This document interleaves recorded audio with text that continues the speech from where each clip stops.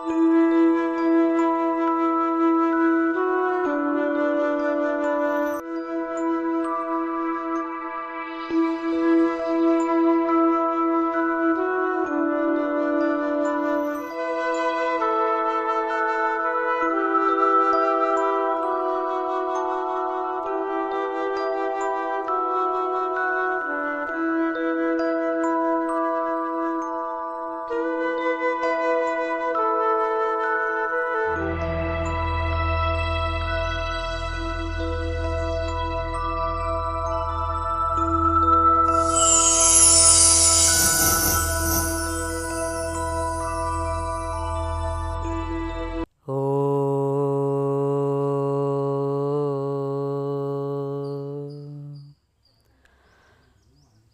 ಬ್ರಹ್ಮ ಗುರು ವಿಷ್ಣು ಗುರುದೇವೋ ಮಹೇಶ್ವರಃ ಗುರು ಸಾಕ್ಷಾತ್ ಪರಬ್ರಹ್ಮ ತಸ್ಮೈ ಶ್ರೀ ಗುರುವೇ ನಮಃ.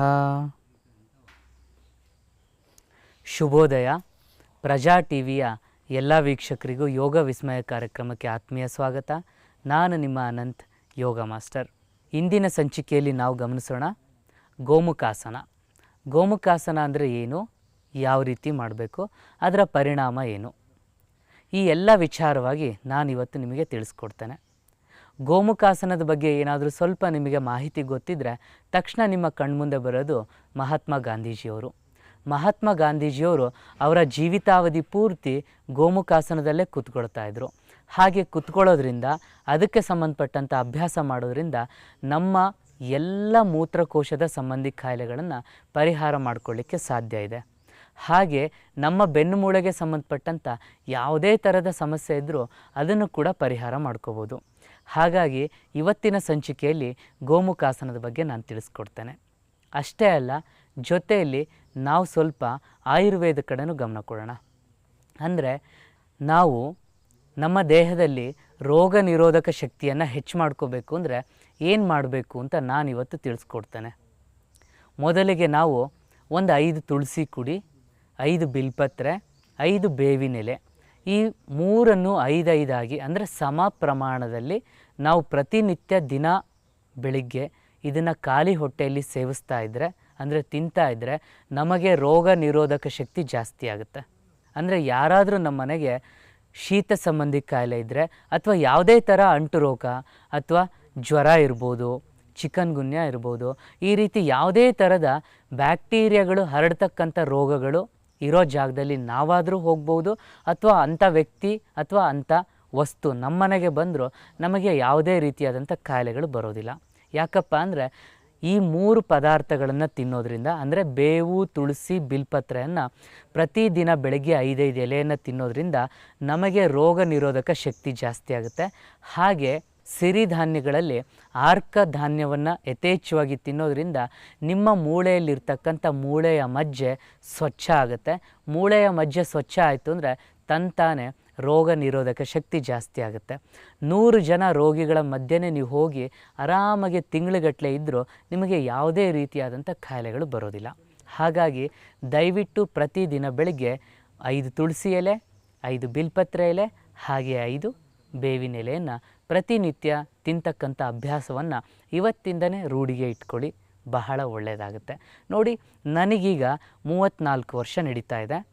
ನನ್ನ 34 ವರ್ಷದಲ್ಲಿ ನನಗೆ ಯಾವುದೇ ರೀತಿಯಾದಂಥ ದೊಡ್ಡ ಕಾಯಿಲೆಗಳು ಬಂದಿಲ್ಲ. ಅಂದರೆ ದೀರ್ಘತರವಾದ ಯಾವ ಕಾಯಿಲೆನೂ ಬಂದಿಲ್ಲ. ಮತ್ತು ನೋಡಿದರೆ ನಾನು ರಾಜ್ಯಾದ್ಯಂತ ತಿರುಗಾಡ್ತೀನಿ, ಬೇರೆ ಬೇರೆ ರಾಜ್ಯದಲ್ಲೂ ನಾನು ತಿರುಗಾಡ್ತೀನಿ. ಕಾರ್ಯಕ್ರಮಕ್ಕೆ ಹೋದಾಗ ನನ್ನನ್ನು ತುಂಬ ಪ್ರೀತಿಯಿಂದ ಅವರವರ ಮನೆಗೆ ಕರೆದು ಊಟ ಉಪಚಾರವನ್ನು ನೀಡಿ ಸತ್ಕರಿಸ್ತಾರೆ. ಎಷ್ಟೊಂದು ಕಡೆ ಗಾಳಿ, ನೀರು, ಆಹಾರದ ವ್ಯತ್ಯಾಸ ಆಗುತ್ತೆ.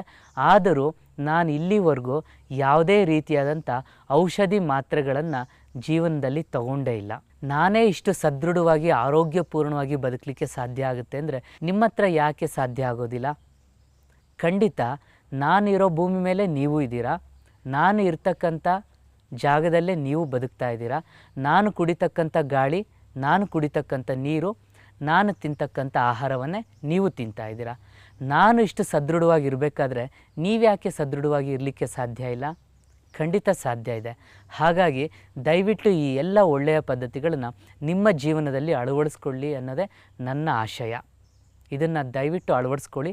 ಇದರ ಸಂಬಂಧ ಹೆಚ್ಚಿನದಾಗಿ ಮಾಹಿತಿ ಬೇಕು ಅಂದರೆ ಆಯುರ್ವೇದಕ್ಕೆ ಸಂಬಂಧಪಟ್ಟಂಥ ಯಾವುದೇ ಥರದ ಔಷಧಿ ಮಾತ್ರೆಗಳನ್ನು ಹೇಗೆ ನೀವೇ ನಿಮ್ಮ ಮನೆಯಲ್ಲಿ ತಯಾರಿಸ್ಕೋಬೋದು ಅನ್ನೋ ವಿಚಾರವನ್ನು ತಿಳಿಸ್ಕೊಡ್ತೀನಿ. ಇದಕ್ಕೆ ಸಂಬಂಧಪಟ್ಟಂಥ ಹೆಚ್ಚಿನ ಮಾಹಿತಿಯನ್ನು ಬೇಕು ಅಂದರೆ ತಾವು ದಯವಿಟ್ಟು ನಮ್ಮನ್ನು ಸಂಪರ್ಕಿಸಿ, ನಮ್ಮನ್ನು ಭೇಟಿಯಾಗಿ ನಾವು ನಿಮಗೆ ಸರಳವಾಗಿ ಎಲ್ಲ ವಿಚಾರವನ್ನು ತಿಳಿಸ್ಕೊಡ್ತೀವಿ. ನಾವಿರೋದೇ ನಿಮ್ಮ ಎಲ್ಲರ ಸಂತೋಷಕ್ಕಾಗಿ. ನೀವು ನಮ್ಮನ್ನು ಎಷ್ಟು ಸದುಪಯೋಗ ಪಡಿಸ್ಕೊಳ್ತೀರೋ ಅಷ್ಟು ನಮಗೆ ಸಂತೋಷ ಆಗುತ್ತೆ. ಇಷ್ಟು ಹೇಳ್ತಾ ನಾನು ಇವತ್ತಿನ ಸಂಚಿಕೆಗೆ ಹೋಗ್ತಾ ಇದ್ದೀನಿ. ಇವತ್ತಿನ ಸಂಚಿಕೆಯ ವಿಚಾರ ಗೋಮುಖಾಸನ. ಇವತ್ತು ನಾವು ಕುತ್ಕೊಂಡು ಮಾಡ್ತಕ್ಕಂಥ ಕೆಲವೊಂದಿಷ್ಟು ಅಭ್ಯಾಸಗಳನ್ನು ತಿಳಿಸ್ಕೊಡ್ತೀನಿ. ವಿಶೇಷವಾಗಿ ಮೂತ್ರಕೋಶಕ್ಕೆ ಮತ್ತು ಬೆನ್ನುಮೂಳೆಗೆ ಸಂಬಂಧಪಟ್ಟಂಥ ಅಭ್ಯಾಸಗಳನ್ನು ತಿಳಿಸ್ಕೊಡ್ತೀನಿ. ಯಾವುದೇ ಥರದ ಮೂತ್ರಕೋಶದ ಸಮಸ್ಯೆ ಇರ್ಬೋದು, ಹಾಗೆ ಯಾವುದೇ ಥರದ ಲೋವರ್ ಬ್ಯಾಕ್ ಪೈನ್ ಅಂದರೆ ಸೊಂಟದ ಕೆಳಭಾಗದ ಸಮಸ್ಯೆ ಇರ್ಬೋದು, ನೋವು ಇರ್ಬೋದು, ಸೆಳೆತ ಇರ್ಬೋದು, ಅಥವಾ ಭಾಳ ಕಷ್ಟ ಆಗುತ್ತೆ ಕೂತ್ಕೊಂಡಾಗ ಬಗ್ದಾಗ, ಅಥವಾ ರಕ್ತ ಸಂಚಾರ ಸರಿ ಆಗ್ತಾ ಇಲ್ಲ, ಹೀಗೆ ನಾನಾ ಥರದ ಸೊಂಟದ ಕೆಳಭಾಗದ ಸಮಸ್ಯೆ ಕಾಣಿಸ್ಕೊಳ್ಳುತ್ತೆ. ಅದಕ್ಕೆ ಏನು ಮಾಡಬೇಕು ಅಂತ, ಹಾಗೆ ಎಲ್ಲ ಥರದ ಮೂತ್ರಕೋಶದ ಸಮಸ್ಯೆಯನ್ನು ನಿವಾರಣೆ ಮಾಡ್ಕೊಳ್ಳಿಕ್ಕೆ ಏನು ಮಾಡಬೇಕು ಅಂತ ನಾನಿವತ್ತು ತಿಳಿಸ್ಕೊಡ್ತೀನಿ. ನೋಡಿ, ಇದು ಬಹಳ ಸುಲಭವಾಗಿದೆ. ಅಭ್ಯಾಸದ ಹೆಸರು ಗೋಮುಖಾಸನ. ಗೋಮುಖಾಸನ ಅಂದರೆ ಏನು, ಹೇಗೆ ಮಾಡಬೇಕು ಬನ್ನಿ ತೋರಿಸ್ಕೊಡ್ತೇನೆ. ನಿಧಾನವಾಗಿ ಕಾಲನ್ನು ಉದ್ದ ತನ್ನಿ, ಹಾಗೆ ಒಂದು ಕಾಲನ್ನು ಪೂರ್ತಿಯಾಗಿ ಹೀಗೆ ಮಡಚಿ, ಹಾಗೆ ಮತ್ತೊಂದು ಕಾಲನ್ನು ಹೀಗೆ ಮಡಚಿ, ಬೆನ್ನು ನೇರವಾಗಿ ಇಟ್ಕೊಳ್ಳಿ, ಹೀಗೆ ಕೂತ್ಕೊಳ್ಳಿ. ಸಾಮಾನ್ಯವಾಗಿ ಈ ಭಂಗಿಯನ್ನು ನೋಡಿದ ತಕ್ಷಣ ನಿಮಗೆ ಯಾರು ನೆನಪಾಗ್ತಾರೆ ಹೇಳಿ? ನಾನೇ ಹೇಳ್ತೀನಿ, ಮಹಾತ್ಮ ಗಾಂಧಿಯವರು. ಗಾಂಧೀಜಿಯವರು ಯಾವಾಗಲೂ ಅವ್ರು ಇದೇ ರೀತಿ ಕೂರ್ತಾಯಿದ್ರು. ಬಹುಶಃ ನಿಮಗೆಲ್ಲ ಗೊತ್ತಿದೆ, ಗಾಂಧೀಜಿಯವರ ಜೀವನ ಚರಿತ್ರೆ ಓದಿದರೆ ಅರ್ಥ ಆಗುತ್ತೆ. ಸ್ವಾತಂತ್ರ್ಯ ತರಲಿಕ್ಕಾಗಿ ತುಂಬ ಹೋರಾಟವನ್ನು ಮಾಡಿದರು. ಎಷ್ಟೊಂದು ಕಡೆ ಆಹಾರ ಸಿಗಲಿಲ್ಲ, ನೀರು ಸಿಗಲಿಲ್ಲ, ಬಿಸಿಲು, ಧೂಳು, ಎಲ್ಲ ಥರ ಹೋರಾಟದಲ್ಲಿ ಭಾಗಿಯಾದರೂ ಅವ್ರಿಗೆ ಯಾವತ್ತೂ ಮೂತ್ರಕೋಶದ ಸಮಸ್ಯೆನೂ ಬರಲಿಲ್ಲ, ಬೆನ್ನುಮೂಳೆಯ ಸಮಸ್ಯೆನೂ ಬರಲಿಲ್ಲ, ಅಂದರೆ ಸೊಂಟ ನೋವು. ಯಾಕೆ ಅಂದರೆ ಅವರು ಜೀವನದಲ್ಲಿ ಈ ಗೋಮುಖಾಸನವನ್ನು ಕಾಯಮಾಗಿ ಅಳವಡಿಸ್ಕೊಂಡಿದ್ರು. ನೆನ್ಪಿಟ್ಕೊಳ್ಳಿ, ಈ ರೀತಿ ಕೂತ್ಕೊಳ್ಳೋದನ್ನು ಗೋಮುಖ ಆಸನ ಅಂತ ಕರಿತೀವಿ. ಈ ರೀತಿ ಕೂತಾಗ ಏನಾಗುತ್ತೆ ಅಂದರೆ ಈ ತೊಡೆಯ ಭಾಗ ಮತ್ತು ಈ ಕೆಳಗಡೆಯ ತೊಡೆಯ ಭಾಗ, ಈ ಎರಡೂ ಭಾಗಗಳು ಹೀಗೆ ಪ್ರೆಸ್ ಆಗ್ತವೆ.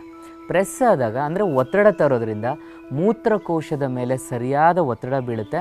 ಮೂತ್ರಕೋಶಕ್ಕೆ ಸಂಬಂಧಪಟ್ಟಂಥ ಎಲ್ಲ ವಿಕಾರಗಳು ಅಂದರೆ ಸಮಸ್ಯೆಗಳನ್ನು ಬರದಂಗೆ ನಿಯಂತ್ರಣಕ್ಕೆ ತರುತ್ತೆ ಈ ಗೋಮುಖಾಸನ.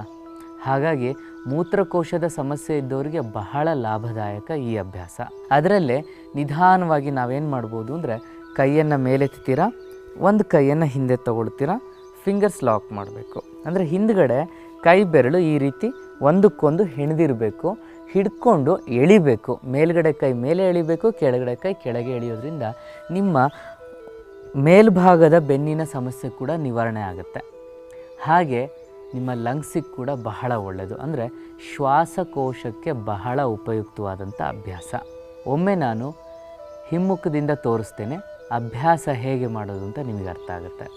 ಹೀಗೆ ಆದಷ್ಟು ಕೈ ಬೆರಳನ್ನು ಒಂದಕ್ಕೊಂದು ಸೇರಿಸುವಂಥ ಪ್ರಯತ್ನ ಮಾಡಿ, ಸೇರಿಸಿ ಸರಿಯಾಗಿ ಎಳಿತಾ ಬರಬೇಕು. ಅಂದರೆ ಮೇಲ್ಗಡೆ ಕೈ ಮೇಲ್ಭಾಗ ಎಳಿಬೇಕು, ಕೆಳಗಡೆ ಕೈ ಕೆಳಭಾಗ ಎಳಿಬೇಕು. ಇದನ್ನು ಪೂರ್ಣ ಗೋಮುಖಾಸನ ಅಂತ ಕರೀತಾರೆ, ಅಂದರೆ ಸಂಪೂರ್ಣವಾಗಿ ಮಾಡೋದು. ನೋಡಿ, ಚಿಕ್ಕ ಮಕ್ಕಳಿಗೂ ಈ ರೀತಿ ಅಭ್ಯಾಸವನ್ನು ಹೇಳ್ಕೊಡಿ. ಸಹಜವಾಗಿ ಈ ರೀತಿ ಕೂರುವಂಥ ಅಭ್ಯಾಸ ಹೇಳ್ಕೊಡಿ.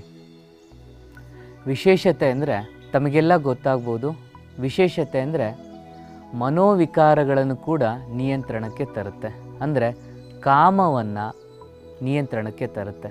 ಸಾಮಾನ್ಯವಾಗಿ ಈಗಿನ ಯುವ ಪೀಳಿಗೆ ಅಂದರೆ ಯುವಕರು ಬೇಗ ಮನಸ್ಸನ್ನು ಹಾಳು ಮಾಡಿಕೊಡ್ತಾರೆ. ದೇವರು ನಮಗೆ ಎಲ್ಲವನ್ನು ಕೊಟ್ಟಿದ್ದಾನೆ, ಬಾಲ್ಯ, ಯೌವನ, ಹಾಗೆ ಗೃಹಸ್ಥ, ವಾನಪ್ರಸ್ಥ, ಕೊನೆಯಲ್ಲಿ ಸನ್ಯಾಸ ಅಂತ. ಅಂದರೆ ಈ ರೀತಿ ಬೇರೆ ಬೇರೆ ಹಂತಗಳನ್ನು ಕೊಟ್ಟಿದ್ದಾನೆ. ಆದರೆ ಸಾಮಾನ್ಯವಾಗಿ ಏನಾಗಿದೆ ಅಂದರೆ ಮಾಧ್ಯಮ ನೋಡೋದ್ರಿಂದ, ಪತ್ರಿಕಾ ಮಾಧ್ಯಮ ಇರ್ಬೋದು, ಬೇರೆ ಬೇರೆ ವಿಚಾರಗಳನ್ನ ಬರೀ ಟೆಂಪ್ಟೇಷನ್ ಕ್ರಿಯೇಟ್ ಮಾಡ್ತಕ್ಕಂಥ ಎಲ್ಲ ವಿಚಾರಗಳು ನಮಗೆ ಕಾಣುತ್ತೆ, ಕೇಳ್ತೀವಿ. ಅವಾಗ ಏನಾಗುತ್ತೆ ಅಂದರೆ ಸಹಜವಾಗಿ ನಮ್ಮ ಮನಸ್ಸು ಚಂಚಲ ಸ್ವಭಾವಕ್ಕೆ ಒಳಗಾಗುತ್ತೆ. ಈ ಚಂಚಲ ಸ್ವಭಾವಕ್ಕೆ ಒಳಗಾದಾಗ ಯಾವ ವಿವೇಕನೂ ಇರೋದಿಲ್ಲ. ನೆನಪಿನ ಶಕ್ತಿ ಬೇಗ ಕಮ್ಮಿ ಆಗುತ್ತೆ, ಏಕಾಗ್ರತೆ ಹೋಗುತ್ತೆ, ಹಾಗೆ ಬೇಗ ದೃಷ್ಟಿದೋಷ ಬರುತ್ತೆ. ಈ ರೀತಿ ಮನೋವಿಕಾರಗಳನ್ನು ತಡಿಲಿಕ್ಕೆ ಕೂಡ ಅತ್ಯಂತ ಉಪಯುಕ್ತ ಮತ್ತು ಲಾಭದಾಯಕ ರಾಮಬಾಣ ಅಂದರೂ ತಪ್ಪಾಗೋದಿಲ್ಲ ಈ ಅಭ್ಯಾಸ. ಇದನ್ನು ಚೆನ್ನಾಗಿ ನೀವು ಅಭ್ಯಾಸ ಮಾಡಿ, ನಿಮ್ಮ ಮನೇಲಿರ್ತಕ್ಕಂಥ ಮಕ್ಕಳಿಗೆ ಕೂಡ ಈ ಅಭ್ಯಾಸವನ್ನು ಹೇಳ್ಕೊಡಿ. ಸಹಜವಾಗಿ ಚಿಕ್ಕ ಮಕ್ಕಳು ಈ ರೀತಿ ಕೂರೋದನ್ನು ನಾನು ತುಂಬ ಕಡೆ ನೋಡಿದ್ದೀನಿ. ದೊಡ್ಡ ಮಕ್ಕಳನ್ನು ಕೂರಲಿ ಅನ್ನೋದೇ ನನ್ನ ಆಸೆ. ಈ ಅಭ್ಯಾಸದ ಹೆಸರೇನು? ಗೋಮುಖಾಸನ. ನೆನಪಿಲ್ಲ ಅಂದರೂ ಪರವಾಗಿಲ್ಲ, ಅಭ್ಯಾಸದ ಹೆಸರು.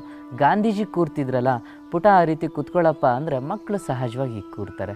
ಹಾಗಾಗಿ ಆ ಮಕ್ಕಳ ಮನಸ್ಸು ಸದೃಢ ಆಗ್ತಾ ಹೋಗುತ್ತೆ.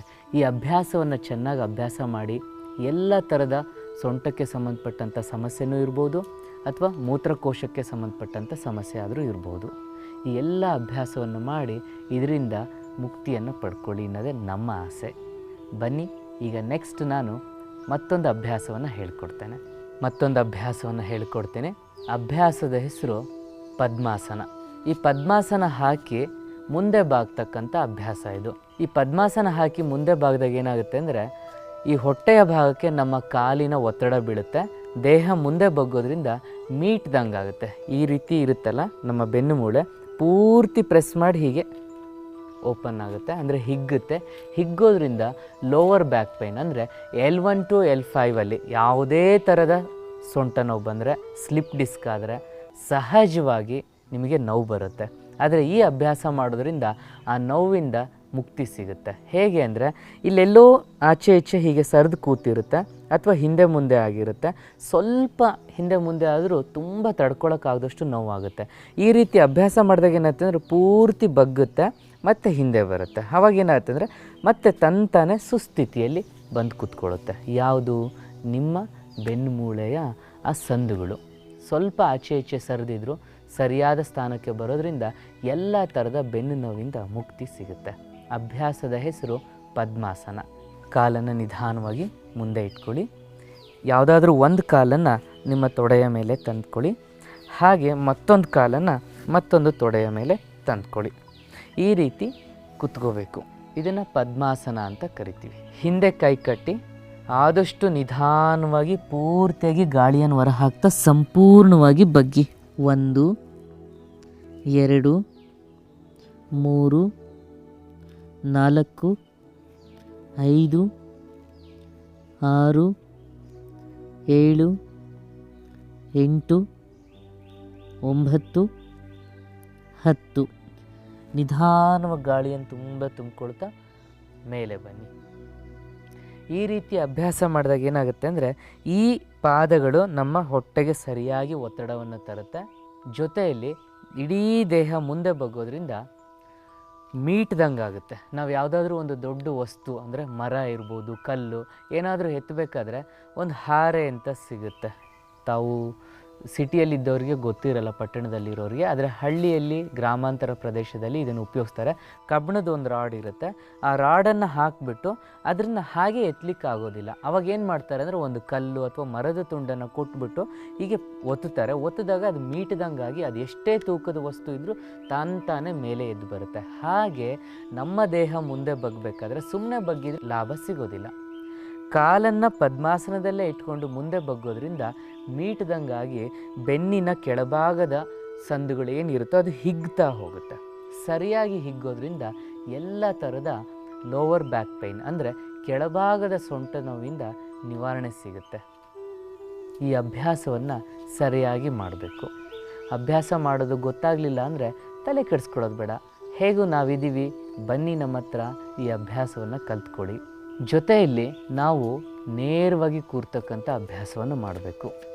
ಆ ಅಭ್ಯಾಸನೇ ಗೋಮುಖಾಸನ. ಈ ಗೋಮುಖಾಸನ ಮತ್ತು ಪದ್ಮಾಸನದಲ್ಲಿ ಕುತ್ಕೊಂಡು ಮಾಡ್ತಕ್ಕಂಥ ಈ 2 ಅಭ್ಯಾಸಗಳನ್ನು ಚೆನ್ನಾಗಿ ಅಭ್ಯಾಸ ಮಾಡಿ ಎರಡರಿಂದನೂ ಸಿಗ್ತಕ್ಕಂಥ ಸಂಪೂರ್ಣವಾದ ಲಾಭವನ್ನು ನೀವು ಪಡ್ಕೋಬೇಕು. ನೆನ್ಪಿಟ್ಕೊಳ್ಳಿ, ಯಾವುದೇ ಥರದ ಗೊಂದಲ ಆದರೆ, ಏನಾದರೂ ಪ್ರಶ್ನೆಗಳು ಮನಸ್ಸಿಗೆ ಬಂದರೆ ದಯವಿಟ್ಟು ನೀವು ನಮ್ಮನ್ನು ಭೇಟಿಯಾಗ್ಬೋದು.